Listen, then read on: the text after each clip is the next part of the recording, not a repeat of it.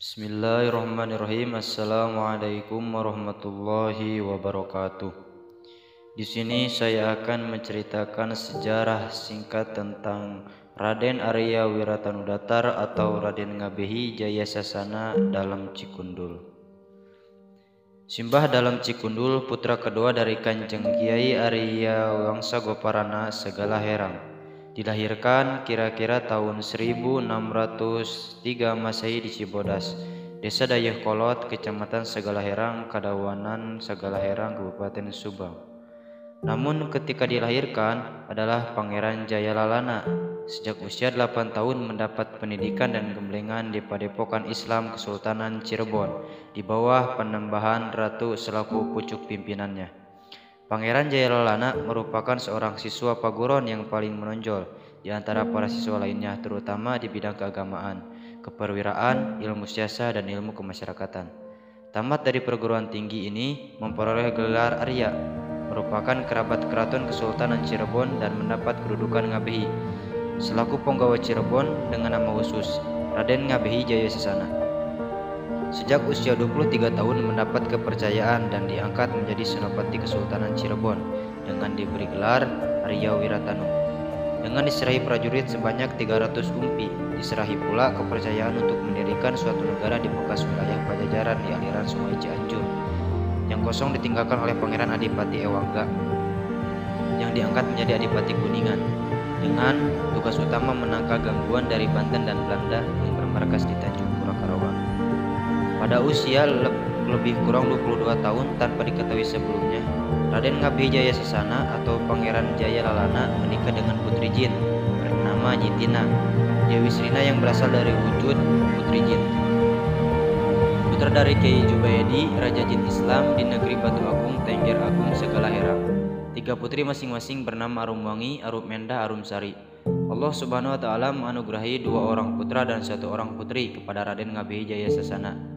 Di antaranya yang pertama adalah Pangeran Surya Kancana, Nyai Sukaisih Carancang Kancana, yang ketiga Raden Andaka Wirasujagat.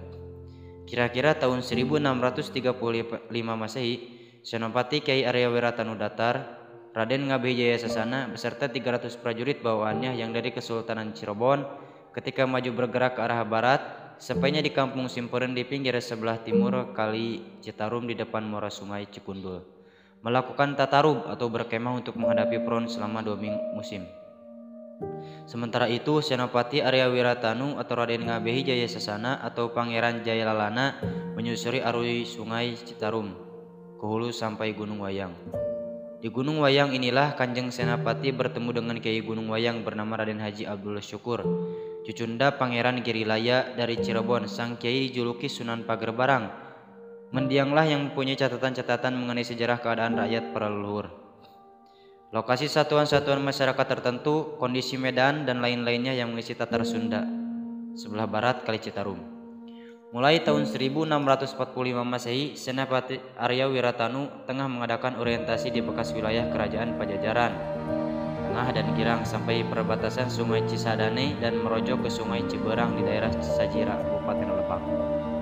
Kembalinya dengan melalui Ubruk, Sungai Cicati dan beristirahat beberapa lama di pinggir Kali Cidoloi, Hulu Cicati di Betulan Parung Kuda, Pangadegan sekarang.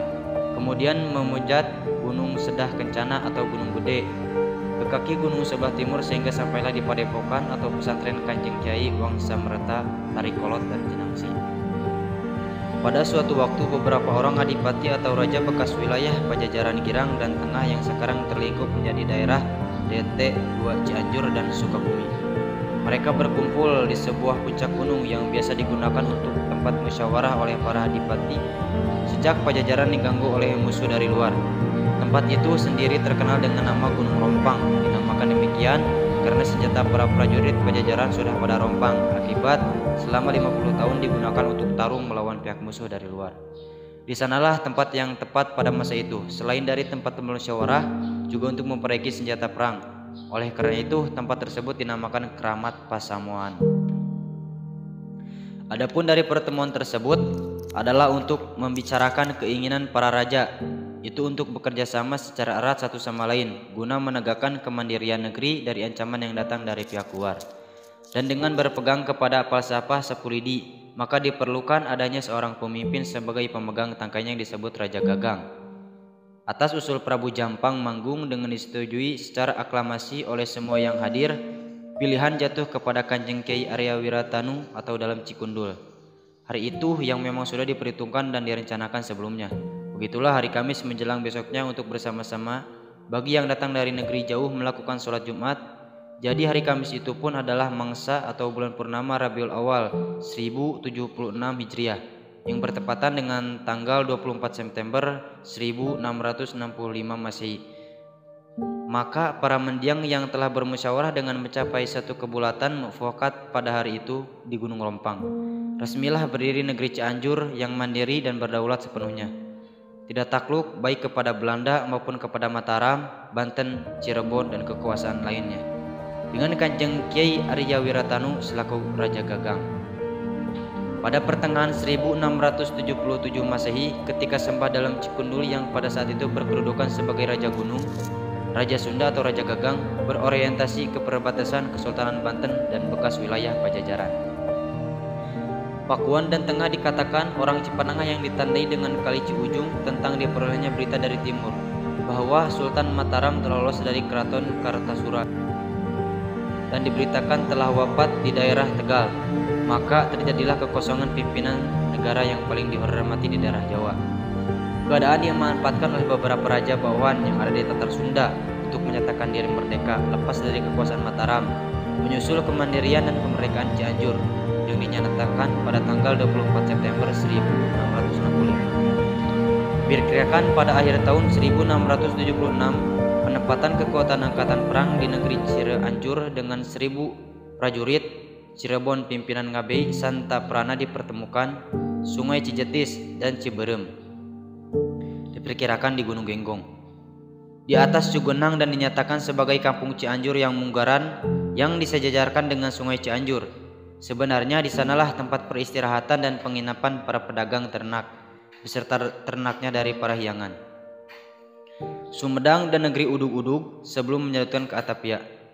Pada tahun 1684, karena Sembah dalam Cikundul mengemban pancen untuk jadi Raja Gagang, kemudian keamanan dalam negeri khususnya di wilayah Cianjur, Jampang dan di Cipanengah tidak terjadi hal-hal yang mengganggu serius kepada keamanan dan ketertiban dalam negeri, maka dianggap perlu adanya pengetahuan hubungan keluarga untuk bersama-sama membangun negeri. Di samping itu pula, sehubungan dengan putra Sembah dalam Cikundul yang keempat yang bernama Raden Wirangmala sudah berusia dalam saat masanya ngisat diri atau mulai usia 14 tahun. Dengan mendapat bimbingan dari Raden Arya Yudanggala adiknya, Sembah dalam Cikundul yang menjadi dalam segala herang adalah tidak menjadi halangan bila Raden Wirangala yang saat itu di pesantren Tarikolot untuk dinobatkan menjadi pengganti ayahanda yaitu Sembah dalam Cikundul. Kesimpulan, pada tahun 1684 Masehi ada peristiwa yang penting, yaitu yang pertama, negeri Cianjur yang merdeka, mandiri masih tetap dipimpin oleh Sembah dalam Cikundul. Dua, negeri Cianjur sendiri sudah dicadangkan penggantinya dan penerusnya yakni Raden Wiranggala yang kemudian disebut Raden Wiratanu Kolot. Yang ketiga, pihak Belanda sendiri mengaku bahwa Kanjeng Wiratanu Cikundul menjadi kiai.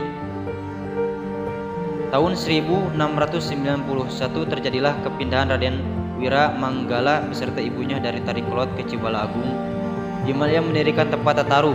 Sementara itu, mulai saat itulah Raden Wiranggala secara resmi disebut sebagai Kanjeng Raden Wiratanu Tarikolot. Dengan mewariskan julukan ayahandanya itu, dikatakan oleh khalayak ramai bahwa Sembah dalam Cikundul telah pulang ke rahmatullah dan serta merta Cikundul hilang dari pencaturan sejarah. Selanjutnya bahkan ternyata Kanjeng Arya Wiratanu Tarikolot melanjutkan pindahnya menuju Kampung Gelar yang letaknya ke hilir dari Cianjur Munggaran Ngabei Santa Prana. Sesampainya di Kampung Gelar, ternyata telah banyak rakyat atau penduduk telah menunggu dan menyambutnya. Salah seorang tertua yang memimpin penyambutan, yang sekalipun sudah tua akan tetapi perawakan tinggi besar dan kekar, namanya disebut Aki Gede. Asal Panjalu, merupakan ketua rombongan veteran perang Cianjur, prajurit Cirebon bawahan Ngabehi Santa Prana. Almarhum Aki Gede lah yang mula-mula membuka pesawahan di sana, sehingga nama desa itu hingga kini bernama Kelurahan Sawah Gede. Menurut nama pembuka sawahnya dahulu, 315 tahun yang lampau, Raden Wiranggala atau Kanjeng Wiratanu Tarikolot bersama hamba rakyatnya segera saja mendirikan pemerintahan serta membangun sarana dan prasarana lengkapannya. Peristiwa ini diperkirakan terjadi antara tanggal 7 Desember 1691 sampai 7 Desember 1692. Ciri-ciri sembah dalam Cikundul. Kata orang ketika bayi lahir diketahui oleh kakak dan nenek ahli Sunda Sang Hyang dari negeri Tahun masa kini termasuk desa Ponggang, kecamatan Sagalaherang, Kabupaten Subang, bahwa sang bayi jari telunjuk dan jari tengah di kedua belah tangannya itu sama tinggi dan sama besarnya. Menurut terkaan si Aki, sang bayi inilah sosok luasnya nanti atau dalam bahasa Sunda akhir baring supagi bakal menjadi Raja Sunda bertanda Pangeran Panji Natakusuma. Yang kedua, Pangeran Jayalalana sejak Buroi atau sekitar 3 tahun mempunyai kegemaran untuk naik ke bukit dan menghadap ke arah kiblat dengan seolah-olah merenung serta merta menerawang. Orang banyak mengetahui bahwa sang Pangeran Buroi itu mempunyai indera yang tajam luar biasa, terutama pendengaran, penglihatan, peraban, dan gaung suara yang berat. Rajin bertapa mendekatkan diri kepada Allah Subhanahu wa Ta'ala. Yang keempat, ketika sang jabang bayi dilahirkan beberapa minggu sebelumnya, di langit sebelah tenggara telah muncul bintang kemukus yang berwarna kuning keemasan dengan ekornya menuju ke arah kiblat. Kemudian begitu saja sang jabang bayi lahir dengan selamat tanpa diperhatikan, bintang kemukus itu pun lenyap dari pandangan. Nama Sagalaherang bukan dari kata Sagara Herang, melainkan dari keadaan begitu azan berkumandang, tanda tasyakur atas lahirnya seorang jabang bayi yang kemudian diberi nama Pangeran Jayalalana. Terdengar oleh rakyat daerah Dayakolot dan Cibodas yang secara naluriah tahu sang jabang bayi putra andanya yang kedua dari Kanjeng Kiai Arya Wangsagoparana telah lahir, sehingga karenanya serentak segala tabuh-tabuhan di masjid, musola, dangau-dangau, gardu, dardu, kentongan-kentongan antara kampung-kampung ditalu dengan gemuruh.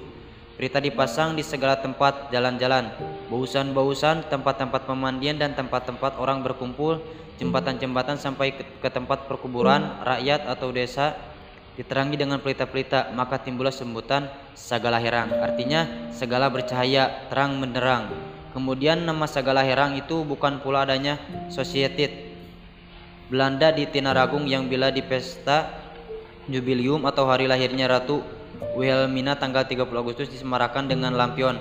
Agak mendinglah kalau sebutan nama Sagalaherang ditunjukkan dengan sedikit arti penguakan sejarahnya, itu Sagalaherang mempunyai tengger agung, yaitu batu agung. Negaranya Kiai Jubaidi, sang raja jin Islam, difakai tafakur Pangeran Panji Natakusuma, putra Kanjeng Kiai Arya Wangsagoparana, yaitu Eyang Nangkaberit yang menggelarkan Adipati Tanudatar atau berwujudlah Raja Sunda, Raja Gunung di Cianjur setelah mengangkat dikebumikan di Pasir Gajah Cikundul.